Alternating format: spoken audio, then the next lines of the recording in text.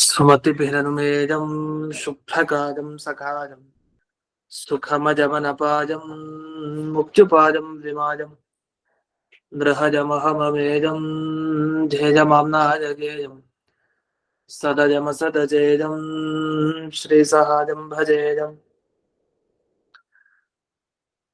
तपस्वाध्याय शुश्रूषा कृष्णपूजारतं मुनिम् विश्वेशमिष्टदं वन्दे परिम्राट् चक्रवर्तिनं श्रीगुरुभ्यो नमः हरिः ओम्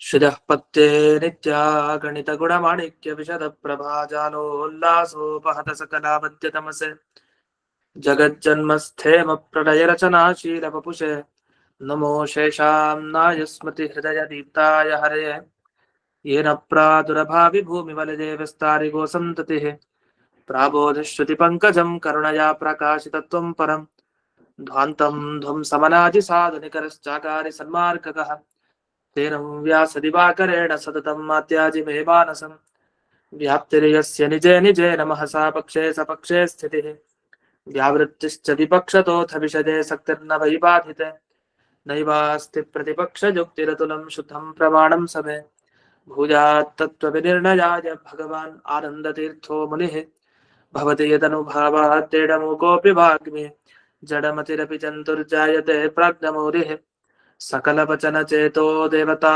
भारती सा मम वचसि निधत्तां सन्निधिं मानसे च रमानिवासोचितवासभूमिः सन्न्यायरत्नावलिजन्मभूमिः वैराग्यभाग्यो मम पद्मनाभतीर्थामृताब्धिर्भवताद्विभूत्यै पदवाक्यप्रमाणज्ञान् प्रतिवादिमदच्छिदः श्रीमदक्षोभ्यतीर्थाख्यानुपतिष्ठे गुरून् मम श्रीमदानन्दतीर्थादि सन्मनः सरसे भुवि अनुव्याख्याननलिने चञ्चरे कतिमे मनः न शब्दाब्धौ गाढाः न च निगमचर्चासु चतुराः न च न्याये प्रौढाः न च विदितवेद्यापि वयं परं श्रीमत्पूर्णप्रमतिगुरुकारुण्यसरणिं प्रपन्नामान्याः स्मः किमपि च वदन्तोऽपि महताम् ॐ नारायणं निखिलपूर्णगुणैकदेहं निर्दोषमाप्यतममप्यखिलैः सुवाक्यैः अस्योद्भवादितमशेषविशेषतोऽपि वन्द्यं सदा प्रियतमं मम सन्नमामि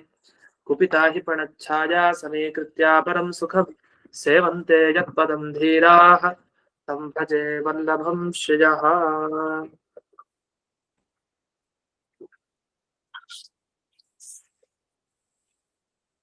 ಇಲ್ಲಿವರೆಗೆ 173ನೇ ಸುಧಾಮೂಲ ಅದರಲ್ಲಿ ಅನುವ್ಯಾಖ್ಯಾನ ಶ್ಲೋಕದಲ್ಲಿ ಉತ್ತರ ಕೊಟ್ಟರು. ಪ್ರತಿಯೊಂದು ಕಾರ್ಯಗಳಿಗೂ ದೇವರ ಅನುಗ್ರಹ ಬೇಕೇ ಬೇಕು. ಅದು ಯಾವುದೇ ಆಗ್ಲಿ, ಒಂದು ಔಷಧಿ ತಗೊಂಡ್ರು ಅದು ನಮ್ಗೆ ಪರಿಣಾಮ ಬೀರ್ಬೇಕು ಅಂತ ಆದ್ರೆ ಅದು ಒಳ್ಳೇದ ಕೆಟ್ಟದ್ದ ಹೊತ್ತು ಭಗವಂತನ ವ್ಯಾಪಾರ ಬೇಕು. ಏತಾವತಾ ಕಾಲೇನ ಇದಂ ಭವತು, ಇಷ್ಟು ಕಾಲದಲ್ಲಿ ಹೀಗಾಗ್ಲಿ ಅಂತ ದೇವರ ಸಂಕಲ್ಪ ಇದೆ. ಅದರ ವಶದಿಂದಾಗಿ ಹಾಗೇ ಕಾರ್ಯ ಆಗತ್ತೆ. ಅಲ್ಲ, ಎಲ್ಲಾ ಕಡೆ ಹೀಗ್ ದೇವರ ಇಚ್ಛೆ ನೀವು ಕಲ್ಪನೆ ಮಾಡೋದು ಯಾಕೆ? ಬಿಟ್ಬಿಡಿ ದೇವರ ಇಚ್ಛೆನ. ಕೆಲವು ಕಡೆ ಇರ್ಲಿ, ದೇವರ ಮನಸ್ಸು ಮಾಡಿದಾಗ ನಿಮ್ ಫಲ ಸಿಗತ್ತೆ, ಸರಿ. ಒಂದ್ ಸಣ್ಣ ಔಷಧಿ ತಗೊಳ್ಬೇಕಾದ್ರೂ ದೇವರ ವ್ಯಾಪಾರ ಬೇಕು, ದೇವ್ರ ಒಳಗಡೆ ಸಂಕಲ್ಪ ಮಾಡ್ಬೇಕು, ಆಗ ಮಾತ್ರ ನಮ್ಗೆ ಅದ್ ಪರಿಣಾಮ ಬೀಳತ್ತೆ. ಹೀಗೆಲ್ಲ ಯಾಕೆ ನೀವು ಕಾರಣವನ್ನ ಕಲ್ಪನೆ ಮಾಡ್ತಾ ಇದೀರಿ? ಯಾಕೆ ಅಷ್ಟೊಂದು ನಿಮ್ಗೆ ದೇವರ ಮೇಲೆ ಅಷ್ಟು ಪ್ರೀತಿ? ದೇವರನ್ನ ಹೇಗಾದ್ರೂ ಒಂದ್ ಸರ್ವೋತ್ತಮ ಅಂತ ಕೂಡಿಸ್ಬೇಕು. ಅದಕ್ಕೆ ಇರೋ ಬರೋ ಕೆಲ್ಸಕ್ಕೆಲ್ಲ ದೇವರೇ ಕಾರಣ, ದೇವರ ಮನಸ್ಸು ಕಾರಣ, ದೇವರು ಸಂಕಲ್ಪ ಮಾಡಿದ್ದಕ್ಕೆ ಹೇಗಾಯ್ತು ಅಂತ ಹೇಳಿ ಬೌದ್ಧರು ನಮ್ಮ ಮೇಲೆ ಆಕ್ಷೇಪ ಮಾಡ್ತಾರೆ. ಯಾಕೆ ಅಷ್ಟೊಂದು ಸ್ಥಾನಮಾನ ಕೊಡ್ತೀರಿ? ಕುತೋ ಅತ್ತ ಈಶ್ವರ ಇಚ್ಛಾ ನಿಮಿತ್ತಂ ಕಲ್ಪ್ಯತೆ, ಯಾಕೆ ಇಲ್ಲಿ ಈಶ್ವರ ಇಚ್ಛೆ ಕಾರಣ ಅಂತ ಹೇಳ್ತೀರಿ? ಅದಕ್ಕೆ ಆಚಾರ್ಯರ ಉತ್ತರ ಏನು ಅವ್ರ ಪ್ರಶ್ನೆಗೆ? ಅನ್ಯಥಾ ಕಾರಣಂ ಚೇತ್ ಸ್ಯಾತ್ ಕಿಂ ಕಾರ್ಯಂ ನೋಪಜಾಯತೆ. ಅಲ್ಲ, ನಿಮ್ ಪ್ರಕಾರ ದೇವ್ರ ಇಚ್ಛೆನ ಒಪ್ಪಲ್ಲ ಅಂತ ಇಟ್ಕೊಳ್ಳಿ, ಕಾರಣ ಇದ್ಮೇಲೆ ಯಾಕೆ ಕಾರ್ಯ ಆಗ್ತಾ ಇಲ್ಲ? ಔಷಧಿ ತಗೊಂಡ್ಮೇಲೆ ಯಾಕೆ ರೋಗ ವಾಸಿ ಆಗ್ತಾ ಇಲ್ಲ? ಅದಕ್ಕೆ ಏನಾದ್ರೂ ಒಂದು ಬೇರೆ ಕಾರಣ ಕಲ್ಪನೆ ಮಾಡೋಣ. ಅದಕ್ಕೆ ದೇವ್ರನ್ನೇ ತರ್ಬೇಕಾ? ಎಲ್ಲದಕ್ಕೂ ಮಧ್ಯ ದೇವ್ರ ಯಾಕೆ? ದೇವ್ರಿಲ್ದೇನೆ ಏನೋ ಒಂದು ಕರ್ಮ ಇತ್ತು, ಕರ್ಮದಿಂದಾಗಿ ಅವ್ರಿಗೆ ಔಷಧಿ ತಗೊಂಡ್ರು ಪರಿಹಾರ ಆಗ್ಲಿಲ್ಲ ರೋಗ ಬೇಗ, ಹೇಳ್ಬೋದಲ್ಲ. ಅದಕ್ಕೆ ಎಲ್ಲದಕ್ಕೂ ಈಶ್ವರನ್ ಯಾಕೆ ಮಧ್ಯಕ್ಕೆ ತಗೊಂಡ್ಬರ್ಬೇಕು?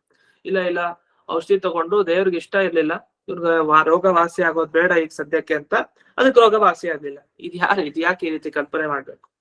ಅದನ್ನ ಹೇಳ್ತಾರೆ. ಈಶ್ವರೇಚ್ಛಾಯ ಅಕಲ್ಪನೆ ಕಾರಣಂ ಸ್ಯಾಚ್.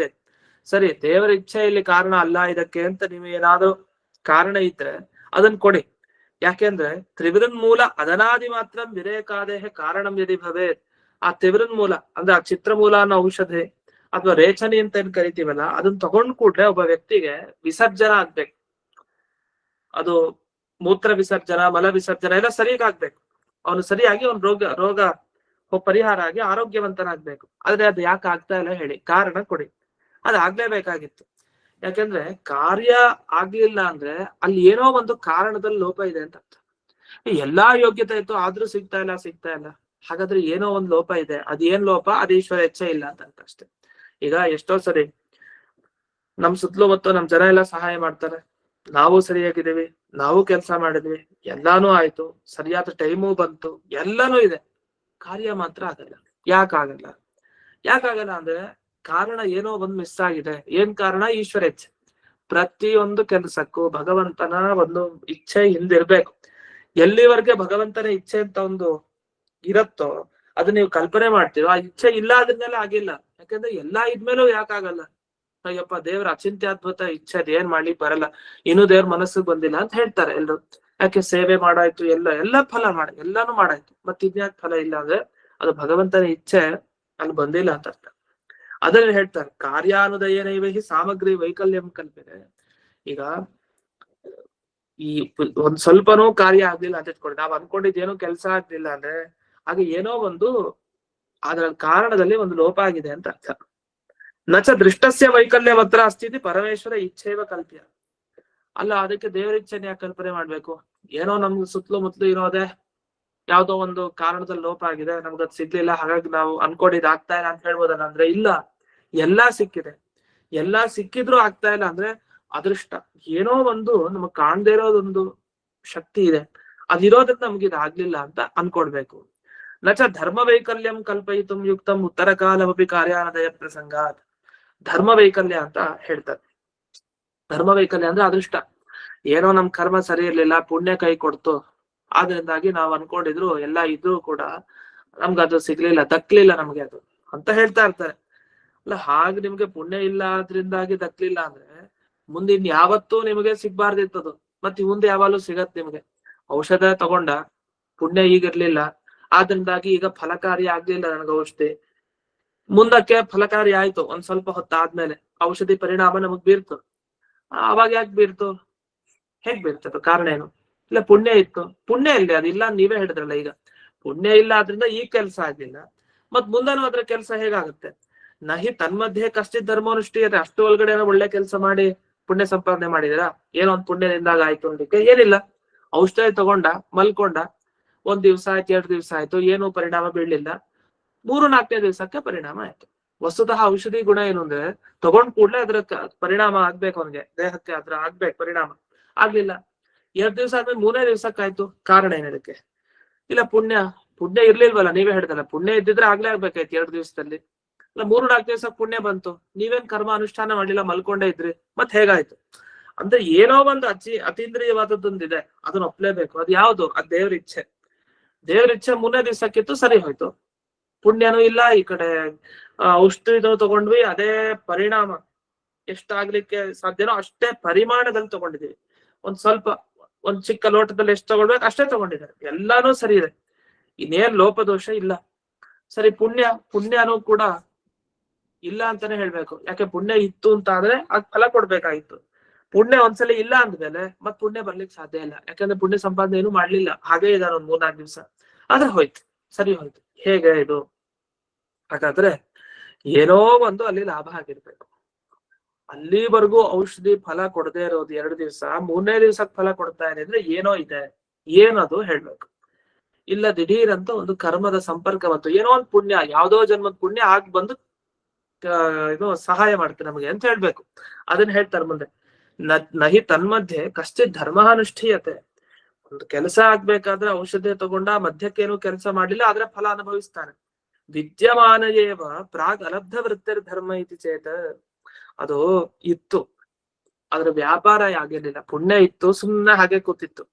ಅದ್ ಏನೋ ಒಂದು ತಕ್ಷಣ ಆ ಪುಣ್ಯಕ್ಕೊಂದು ಪ್ರಚೋದನೆ ಆಯ್ತು, ತಕ್ಷಣ ನಮ್ ಪುಣ್ಯ ನಮ್ಮ ದೇಹಕ್ಕೆ ಸೇರ್ಕೊಳ್ತು, ಆ ಔಷಧಿ ತಗೊಂಡಿದ್ರ ಪರಿಣಾಮ ನಮ್ಗಾಯ್ತು. ನಾವ್ ಕೇಳ್ತಾ ಇದೀವಿ ಆ ಧರ್ಮ, ಆ ಪುಣ್ಯ ಅದು ಕೆಲ್ಸ ಮಾಡ್ತಲ್ಲ ಈಗ 3-4 ದಿವಸದಲ್ಲಿ, ಅದ್ ಹೇಗ್ ಮಾಡ್ತೆ ಹೇಳಿ.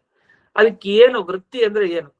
ಪ್ರಾಕ್ ಅಲಬ್ಧ ವೃತ್ತಿ ಧರ್ಮ ಇತಿ. ಮುಂಚೆ ಅದಕ್ಕೆ ಯಾವ್ದೇ ಒಂದು ವ್ಯಾಪಾರ ಇರ್ಲಿಲ್ಲ, ಯಾವ್ದಕ್ಕೆ? ಆ ಪುಣ್ಯಕ್ಕೆ. ಆದ್ರೆ ಈಗ ಆ ವ್ಯಾಪಾರ ಬಂತು ಅದಕ್ಕೆ. ಏನದು ಕೇಳ್ತಾ ಇದೀವಿ. ಕಿಂ ಕಾರ್ಯಕರಣ ಮುತ ಸಹಕಾರಿ ಸಾಮರ್ಥ್ಯ. ಈಗ ಪ್ರಾಗ್ ಅಲಬ್ಧ ವೃತ್ತಿ ಧರ್ಮ ಅಂತ ಹೇಳಿದ್ರೆ, ಹಿಂದೆ ಅದಕ್ಕೆ ಯಾವುದೇ ಒಂದು ವೃತ್ತಿ ಅಂದ್ರೆ, ವೃತ್ತಿ ಅನ್ನೋ ಶಬ್ದಕ್ಕೆ ಏನರ್ಥ ಅಂತ ಈಗಲೇ ವಿಚಾರ ಮಾಡ್ತಾರೆ, ಅದನ್ನೇ ಹೇಳ್ತಾರೆ ಮುಂದೆ. ವಿದ್ಯಮಾನ ಏವ ಧರ್ಮ ಪ್ರಾಗ್ ಅಲಬ್ಧ ವೃತ್ತಿ. ಪುಣ್ಯ ಇತ್ತು, ಪುಣ್ಯ ಇಲ್ಲ ಅಂತ ನಾವ್ ಹೇಳ್ತಾ ಇಲ್ಲ. 2 ದಿವಸ ಔಷಧಿ ತಗೊಂಡಾಗ ಪುಣ್ಯ ಇತ್ತು, ಆದ್ರೆ ಅದಕ್ಕೆ ಏನೋ ಒಂದ್ರ ಸಹಕಾರ ಬೇಕಾಗಿದೆ. ಅದು ದೊರೆಯೋ ತನಕ ಅದು ಕೆಲಸ ಮಾಡಲ್ಲ. ಅದು ದೊರಕಿದ ಕೂಡಲೇ ಅದು ಕೆಲಸ ಮಾಡುತ್ತೆ. ಅದು 3ನೇ ದಿವಸ ಸಿಕ್ತು, ಅದಕ್ಕೆ ಫಲ ಕೊಡ್ತು ನಮಗೆ ಅಂತ ಹೇಳ್ಬೇಕು. ಸರಿ, ಕಿಂ ಕಾರ್ಯಕರಣಂ. ಹಾಗಾದ್ರೆ ಮೊದಲು ಆಗದೆ ಇರೋದನ್ನೇ ಅರ್ಥ, ಕಾರ್ಯ ಮಾಡ್ಲಿಕ್ಕೆ ಅದಕ್ಕೆ ಶಕ್ತಿ ಇರ್ಲಿಲ್ಲ ಅಂತ ಅರ್ಥನ? ಹಾಗಾದ್ರೆ ಅಂಥ ಪುಣ್ಯ ತಗೊಂಡು ನಾವೇನ್ ಮಾಡ್ಬೇಕು? ಕರಣಮೇವ ಕುತೋ ನಾಸ್ತಿ ಇತಿ ವಿಚಾರ ಮಾಡತ್ತ. ನಾವ್ ಕೇಳ್ತಾ ಇರೋದು ಅದೇ, ಯಾಕೆ ಕರ್ಣ ಇಲ್ಲ ಆ ಸಂದರ್ಭದಲ್ಲಿ? ಅಂದ್ರೆ ಕರ್ಣ ಇಲ್ಲ ಅಂದ್ರೆ ಕರ್ಣ ಕಾರಣ ಒಂದೇ ಅರ್ಥದಲ್ಲಿ ಬಳಸುವಂತ ಶಬ್ದ. ಸ್ವಲ್ಪ ವ್ಯತ್ಯಾಸ ಏನಿದೆ ಅಂದ್ರೆ, ಕಾರಣಕ್ಕೂ ಕರಣಕ್ಕೂ ಏನ್ ವ್ಯತ್ಯಾಸ ಅಂದ್ರೆ, ಈಗ ಒಬ್ಬ ಮಡಿಕೆ ಮಾಡ್ತಾನೆ, ಮಡಿಕೆ ಮಾಡ್ಬೇಕಾದ್ರೆ ಮಣ್ಣನ್ನು ಉಪಯೋಗಿಸ್ಕೊಳ್ತಾನೆ, ಮತ್ತೆ ಒಂದು ಕೋಲನ್ನ ಇಟ್ಕೊಂಡು ಚಕ್ರವನ್ನು ತಿರುಗಿಸ್ತಾನೆ. ಅಲ್ಲಿ ಏನು ಇವ್ರು ಹೋಗ್ತಾರೆ ಅಂದ್ರೆ, ಈಗ ಯಾವ ಕ್ಷಣದಲ್ಲಿ ಒಂದ್ ವಸ್ತು ಹುಟ್ಟತ್ತಲ್ಲ, ಅದ್ರ ಮುಂಚಿನ ಕ್ಷಣದಲ್ಲಿ ಏನಿರುತ್ತಲ್ಲ ಅದು ಕರಣ ಅಂತ ಅನಿಸ್ಕೊಡುತ್ತೆ. ಅದ್ ಬೇಕೇ ಬೇಕು ಕೊನೆಯ ತನಕ. ಅದ್ರ ಮುಂಚೆ ಮೊದಲು ಬರುವಂತಹ ಕಾರಣಗಳು ಅದು ಕಾರಣ. ಕೊನೆಗೆ ವಸ್ತು ಹುಟ್ಟೋದಕ್ಕಿಂತ ಮುಂಚಿನ ಕ್ಷಣದಲ್ಲಿರೋದನ್ನ ಕರಣ ಅಂತ ಕರೀತಾರೆ ಶಾಸ್ತ್ರದಲ್ಲಿ. ಅದ್ನ ಎಲ್ಲವೂ ಕಾರಣನೇ, ಅದೇ ವಿಶೇಷ. ಅದು ಅದಿಲ್ದೇನೆ ಕೊನೆಗಾಗಲ್ಲ. ಆ ತರ ನಾವೆಲ್ಲ ಬರಿತೀವಿ, ಪರೀಕ್ಷೆಲೆಲ್ಲ ಬರೆದು ಎಲ್ಲಾ ಮಾಡ್ತೀವಿ. ಎಲ್ಲಾ ಮಾಡಿದ್ರು ಕೂಡ ಆ ಸೈನ್ ಬೇಕಲ್ಲ ಕೊನೆಗೆ. ಆ ಸೈನ್ ಮುಖ್ಯ. ಯಾರು ತಿದ್ತಾರಲ್ಲ ಅವ್ರು ಸೈನ್ ಹಾಕಿರ್ಬೇಕು. ಅವ್ರು ತಿದ್ದಿರ್ಲೂಬಹುದು ಹಿಂಗೆಲ್ಲ, ಆದ್ರೆ ಸೈನ್ ಬೇಕು. ಆ ಸೈನ್ ಇದ್ರೆ ಆಗ ಕೆಲಸ ಆಗತ್ತೆ. ಅದು ಕಾರಣ ಅಂತ ಆಗತ್ತೆ ಆ ಸೈನ್. ಮಿಕ್ಕಿದ್ದೆಲ್ಲ ಕಾರಣ. ಯಾಕೆಂದ್ರೆ ಅವ್ರು ಮಾರ್ಕ್ ಕೊಡ್ಬೇಕು, ಪ್ರತಿಯೊಂದಕ್ಕೂ ಅದು ಹೋಗ್ಬೇಕು ಅಂತ ಬರ್ದಿರ್ಬೇಕಲ್ಲ ಮೊದಲು. ಅದೆಲ್ಲ ಕಾರಣಗಳು. ಕಾರಣ ಅಂದ್ರೆ ಅದು ಕೊನೆಗೆ ಫಲ ಸಿಗ್ಬೇಕು ಅಂದ್ರೆ ಮಾರ್ಕು, ಅದ್ರ ಹಿಂದೆ ಅದು ಇರ್ಬೇಕು. ಅದ್ ನೋಡೇ ಕೊಡ್ತಾರೆ. ಈ ತರ ಕೊನೆಗೆ ಫಲ ಸಿಗುವ ಮುಂಚೆ ಒಂದು ವಸ್ತು ಏನಿದೆ ಅದನ್ನ ಕರಣ ಅಂತ ಕರೀತಾರೆ. ಕರಣಮೇವ ಕುತೋ ನಾಸ್ತಿ ಇತಿ ವಿಚಾರ ಮಾಡತ್ವ. ಇಲ್ಲಿ ನಾವ್ ಹೇಳ್ತಾ ಇರೋದು, ಪುಣ್ಯ ಇದ್ರು ಅದು ವ್ಯಾಪಾರ ಮಾಡ್ಲಿಲ್ಲ ಅಂತಂದ್ರೆ ನಾವೇ ಕೇಳ್ತಾ ಇರೋದು, ಯಾಕೆ ಮಾಡ್ಲಿಲ್ಲ? ಪುಣ್ಯ ಇತ್ತಲ್ಲ, ಇದ್ಮೇಲೆ ಕೆಲ್ಸ ಆಗ್ಬೇಕಲ್ಲ, ಔಷಧಿನೂ ತಗೊಂಡಿದಾನಲ್ಲ, ಇಷ್ಟೆಲ್ಲ ಇದ್ಮೇಲೆ ಯಾಕೆ ಆಗ್ಲಿಲ್ಲ? ದ್ವಿತೀಯ ಹಾಗಲ್ಲ, ಅಲ್ಲಿವರೆಗೂ ಅದ್ರ ಜೊತೆಗೆ ಇನ್ನೊಂದು ಸೇರ್ಬೇಕಾಗಿತ್ತು. ಎಷ್ಟೋ ಸಲಿ ನಾವೆಲ್ಲಾ ಮಾಡಿದೀವಿ ಅನ್ಕೊಡ್ತೀವಿ, ಏನೋ ಒಂದು ಕೆಲಸ ಮಾಡ್ಬೇಕಾಗಿರುತ್ತೆ. ಅದೊಂದು ಸಣ್ಣದೇ ಇರಬಹುದು, ಅದ್ ಮಾಡಿದ ಕೂಡಲೇ ಟಕ್ಕಂತ ಫಲ ಸಿಕ್ಬಿಡುತ್ತೆ. ಅಲ್ಲಿವರೆಗೂ ಎಲ್ಲಾ ದೇವರ ದರ್ಶನ ಮಾಡಿದ್ರು, ಎಲ್ಲಾ ದೇವರ ದರ್ಶನ ಮಾಡಾಯ್ತಲ್ಲ, ನಮಗ್ ಫಲ ಯಾಕೆ ಸಿಗ್ತಾ ಇಲ್ಲ? ಒಂದು ಬಿಟ್ಟಿದ್ರು, ಕುಲದೇವತೆ ದರ್ಶನನೇ ಮಾಡ್ಲಿಲ್ಲ. ಅಯ್ಯೋ, ಇದೊಂದ್ ಸಣ್ಣದು. ಪ್ರತಿ ವರ್ಷ ಹೋಗೋರು ಎಲ್ಲಾ ಕಡೆ ಹೋಗಿ ಅಲ್ಲೇ ಹೋಗಿ ಬರ್ಲಿಲ್ಲ. ಅದ್ ಮಾಡಿದ್ರು ಪಟ್ಟನ್ ಕೆಲ್ಸ ಆಗೋಯ್ತು. ಆತರ ಇಲ್ಲಿ ಔಷಧಿ ತಗೊಂಡ, ಎಲ್ಲ ತಗೊಂಡ, ಪುಣ್ಯನೂ ಇತ್ತು, ಆದ್ರೆ ಇದೊಂದು ಸೇರ್ಬೇಕಾಗಿತ್ತು. ಅದ್ ಸೇರದ ಕೂಡ್ಲೆ ಫಲ ಸಿಗತ್ತೆ. ಅದ್ 2 ದಿವಸದ ತನಕ ಅವನಿಗೆ ಫಲ ಕೊಡ್ಲಿಲ್ಲ. ಯಾಕೆ ಅಂದ್ರೆ ಆ ಸಹಕಾರಿ ಕಾರಣ ಇಲ್ಲ. ಜೊತೆಗೆ ಕೂಡ್ಬೇಕಾಗಿದ್ದು ಒಂದ್ ಬೇಕಾಗಿತ್ತು, ಒಬ್ಬ. ಏನದು ಒಂದು? ಈಶ್ವರ ಇಚ್ಛಾ ಏವ ಉಚ್ಯತೆ. ದೇವರ ಸಂಕಲ್ಪ ಅದೇ ಅಷ್ಟೇ. ಎಲ್ಲಾ ಇತ್ತು, ಪುಣ್ಯನೂ ಇತ್ತು, ಆ ಪುಣ್ಯ ಕೆಲಸ ಮಾಡ್ತಾ ಇಲ್ಲ, ಅದು ಜಡ. ಕೆಲಸ ಹೇಗ್ ಮಾಡೋದು ಅಂದ್ರೆ ಅದಕ್ಕೆ ಪ್ರೇರಣೆ ಮಾಡೋ ಒಬ್ಬ ವ್ಯಕ್ತಿ ಕೊನೆಗಾದ್ರೂ ಬೇಕೇ ಬೇಕು ಅಲ್ಲ. ಹಾಗಲ್ಲ, ಔಷಧಸ್ಯ ಶರೀರಾಶಯ ವ್ಯಾಪ್ತ್ಯ ಭಾವಾತ್ ಕಾರ್ಯಾನದಯ ಇಚ್ಛೆ. ಬಹಳ ಬುದ್ಧಿವಂತಿಕೆಯಿಂದ ಈಗ ಅವ್ರು ಉತ್ತರ ಕೊಡ್ತಾರೆ. ಅದು ಔಷಧಿ ತಗೊಂಡಾಗ ಕೆಲವ್ರಿಗೆ ಕೆಲಸ ಮಾಡ್ತು, ಕೆಲವ್ರಿಗೆ ಕೆಲಸ ಮಾಡ್ಲಿಲ್ಲ. ಕೆಲವ್ರಿಗೆ ಯಾಕೆ ಕೆಲಸ ಮಾಡ್ತು ಅಂದ್ರೆ, ಔಷಧಿ ತಗೊಂಡಾಗ ದೇಹದಲ್ಲಿ ಅದು ದೇಹದ ಎಲ್ಲಾ ಭಾಗಗಳಿಗೆ ಹರಡ್ಕೊಂಡು ಹೋಯ್ತು ಔಷಧಿ. ಎಲ್ಲಾ ಕಡೆ ಔಷಧಿ ಹರಡ್ಕೊಂಡು ಹೋಗಿದ್ರಿಂದ ಒಬ್ಬನೇ ಕೆಲಸ ಆಯ್ತು. ಅವ್ನಿಗೇನ್ ಬೇಕೋ ಅದು ಆಯ್ತು.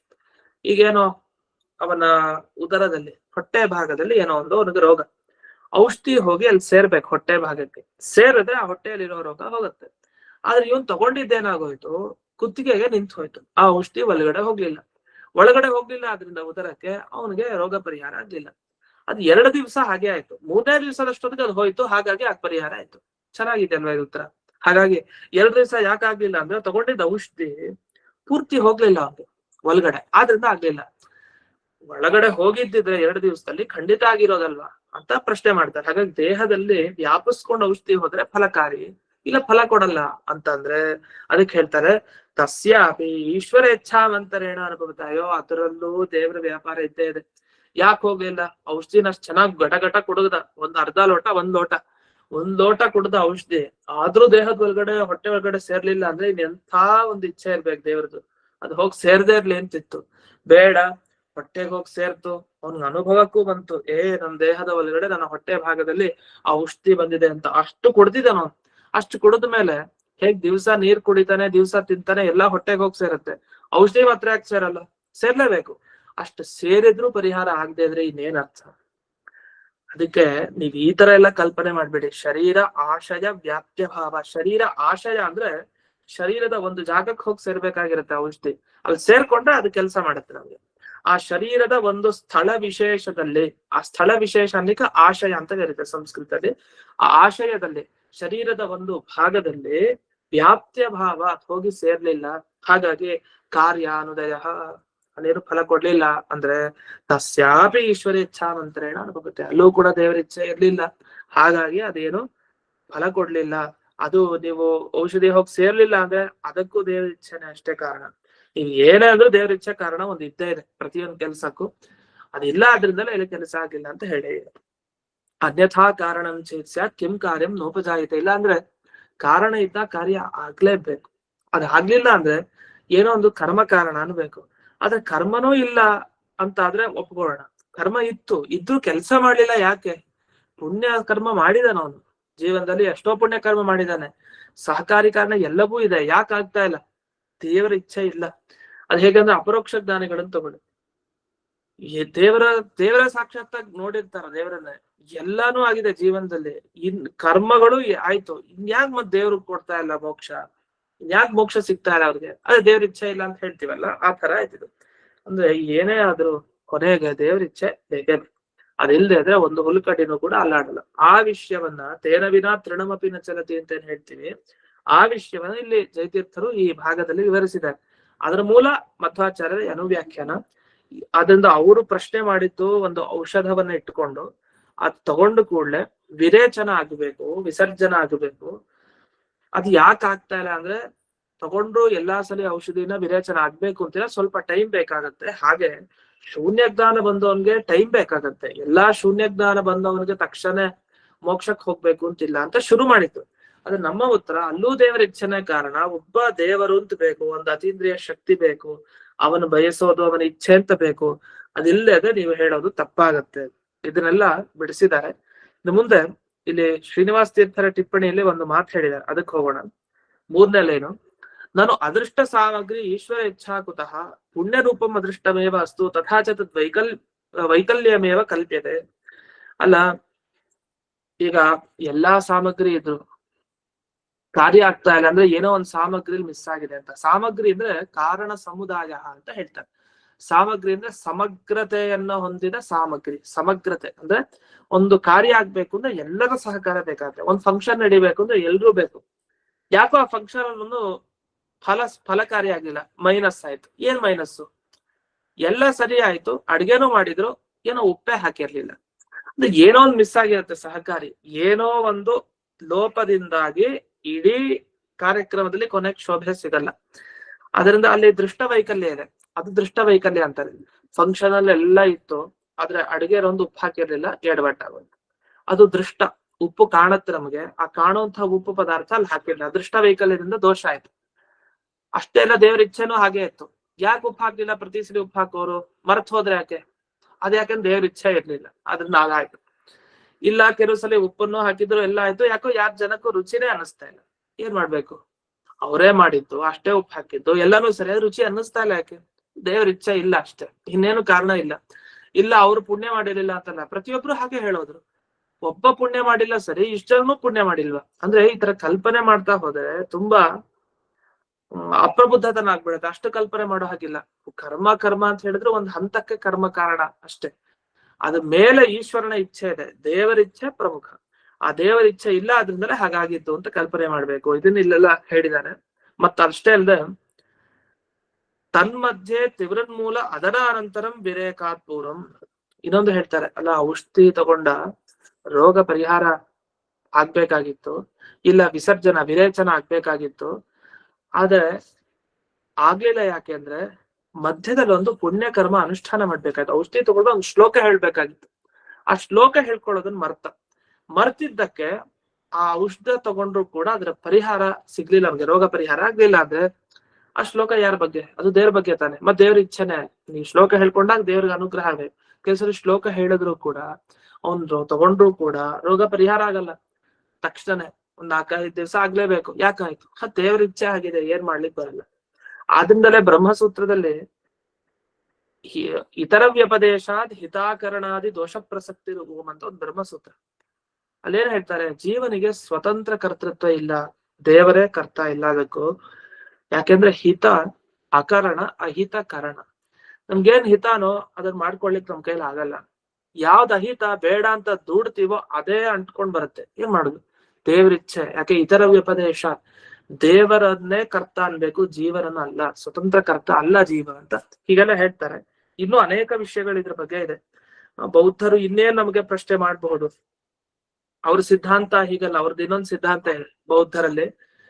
ಅವ್ರ ಪ್ರಕಾರ ಒಪ್ಲೇಬೇಕು ಶೂನ್ಯ ಜ್ಞಾನವನ್ನು, ಕೂಡ್ಲೆ ಮೋಕ್ಷ ಒಪ್ಲೇಬೇಕು. ಯಾಕಂದ್ರೆ ಅವ್ರ ಸಿದ್ಧಾಂತ ಒಂದಿದೆ, ವಿಶೇಷ ಸಿದ್ಧಾಂತ.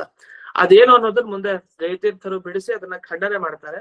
ಅದು ಆಚಾರ್ಯರೇ ಹೇಳಿದ್ದಾರೆ. ಅದ್ರ ಮೇಲೆ ಬೌದ್ಧ ಸಿದ್ಧಾಂತದ ವಿವರಣೆ ಮಾಡಿ ಖಂಡನೆ ಮಾಡ್ತಾರೆ. ಅದೇನು ಅಂತ ನಾಳೆ ದಿವಸ ನೋಡೋಣ ಅಂತ ಹೇಳ್ತಾ ಇಂದಿನ ಪಾಠವನ್ನ ಸ್ಮೃತ್ ಗುರುವಂತರ್ಗತ ವ್ಯಾಸತೀರ್ಥ ಗುರುವಂತರ್ಗತ ಭಾರತೀಯ ರಮಣ ಮುಖ್ಯ ಪ್ರಾಣಾಂತರ್ಗತ ಶ್ರೀಮನ್ಮೂಲ ಗೋಪಾಲಕೃಷ್ಣನಿಗೆ ಅರ್ಪಣೆಯನ್ನು ಮಾಡ್ತೇನೆ. ಶ್ರೀ ಕೃಷ್ಣಾರ್ಪಣ.